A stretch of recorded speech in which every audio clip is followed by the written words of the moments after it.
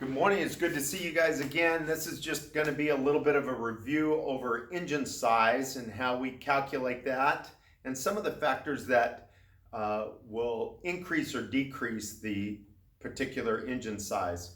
So I think that everybody, any car enthusiast wants to go faster, and typically there's not much of a replacement for size of engine. So in other words, the bigger the motor, typically the faster you can go, depending on some minor individual factors. But generally speaking, the larger the motor, the faster we can go. So let's quickly review how they determine engine size.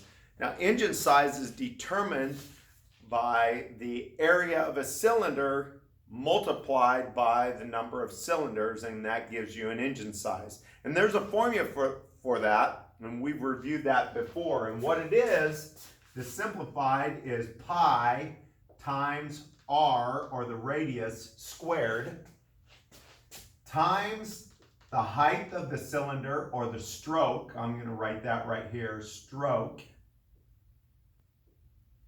times number of cylinders. Okay, so again, there's a couple of things that will affect this, or there's only two things that really affect the area of a cylinder. And one is the size of the cylinder, how big around it is, called the bore. Okay, B-O-R, bore, is the size of the cylinder.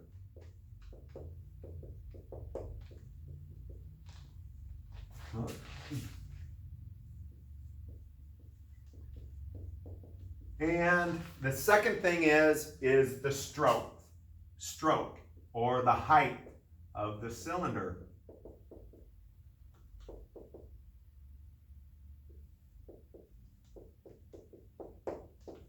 Okay, so those are the two things that are going to affect the size of the engine. So if we can change some of those factors, you'd be surprised at how bigger the engine can get with just some minor little adjustments. So let's do a quick review. We'll take a Chevy 5.3 liter motor, which is a 325 cubic inch Chevrolet small block V8.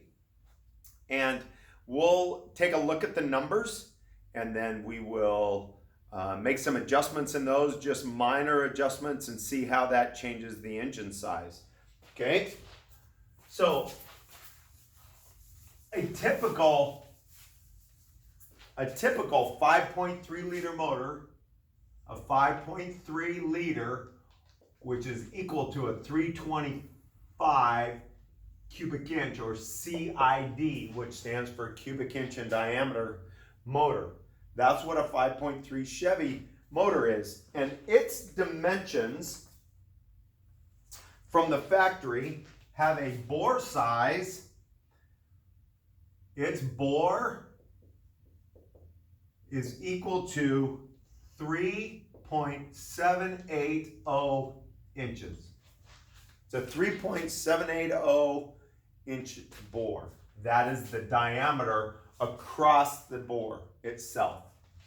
And its stroke length, or the height of the cylinder, its stroke, remember the stroke is from bottom dead center to top dead center, that measurement, and the stroke for a stock 325 cubic inch, or a 5.3 liter, is 3.622 inches is the stroke. Now, if we utilize these numbers through the formula that we just talked about, that will give us a 325 cubic inch in diameter motor. So let's take a look at a couple of things. So if we're going to talk about the bore size, you know, engines, when they wear out or guys rebuild their motors, a lot of times those cylinders have some damage to them, and so they'll rebore them, or they'll hone them out, or rebore them, and they'll oversize these cylinders.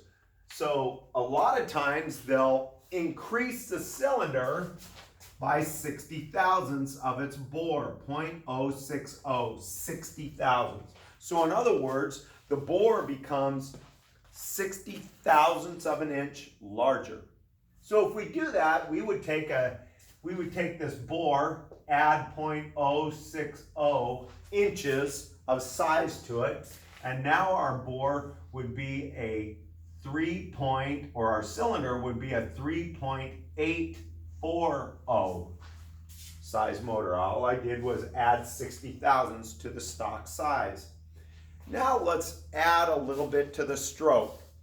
So there's really only one way to increase the stroke, the top dead center to bottom dead center of an engine, and that is by changing the crankshaft. We have to change the size of the crankshaft to get more stroke. Now you might think, well, I can shorten my connecting rod. Well, shortening the connecting rod does not change the overall stroke or the overall height or distance of the cylinder. Neither would lengthening it, because what you add in length to the top, you also add in length to the bottom. So changing the connecting rod would not change the stroke. Certainly and clearly change the compression though. So what we have to do, because the crankshaft is what controls the stroke or the movement of the piston up and down, we would need to change the crankshaft. But let's assume that we can change the crankshaft, or we increase the stroke of our stock motor just by 0.15 of an inch, right? 1/1500ths of an inch is all we're going to do. So we're going to add 0.15 to my stroke in inches, which should take this to a 3.772 stroke. So now let's do the formula. So we're going to take our radius, and the way that we find the radius is 3.840, and then we have to divide it by 2. That's going to give us our radius, is going to equal 1.91, okay, inches. That's the radius. And now we need to multiply the radius times itself, 1.91, because our formula, if you remember, is pi times the r squared times the height times the number of cylinders equals the CID. So now we're going to take the radius, we're going to square it. So we're going to take 1.91 times 1.91, and that's going to give us 3.648. 3.648 radius now times pi. And remember, pi is 3.14. Now if we do that, if we take 3.648 times pi, gives us 11.455. Is going to give us the area of the bore. Now we have to take that area and multiply it times the height. Now our height has changed, it's 3.772 now. So if we take our bore size, 11.455 times 3.772,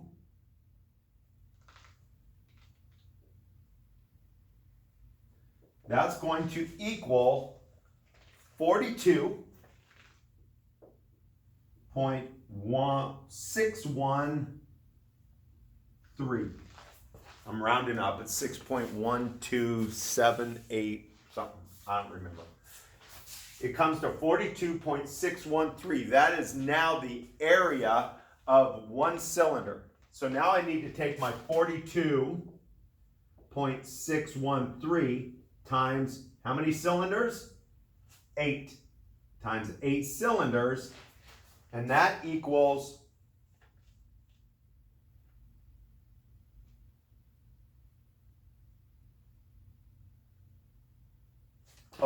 that equals 340.9 cubic inches.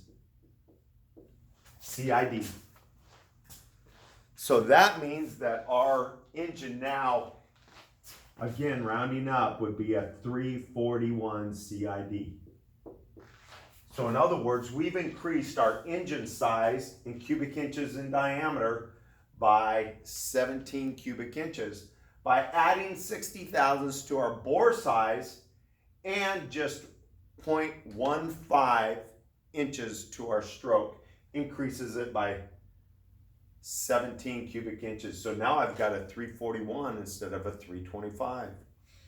So therefore, you can see if we can increase the size of our cylinder and the size of our stroke, and the stroke is probably the one that would change it the most. The more stroke we can get out of it, that gives us bigger engine size, and therefore we can get more power. If you guys will fill out the worksheet, make sure that you followed along here. Do some checking on your own. You can get the stock cylinder sizes for diameter and stroke on just about any motor you want. If you'll Google it and then do the formula, see what might happen, how large you can increase your motor size by changing just a few items in the engine. Some detailed information about bore size, increasing the bore and increasing the stroke of engines you can find if you'll Google that or go to YouTube videos, so that'll give you some more detail. But this is just a basic overview of how to increase the cubic inch of your motor to get a little more horsepower and a little more performance. You guys do the worksheet and I'll see you next time.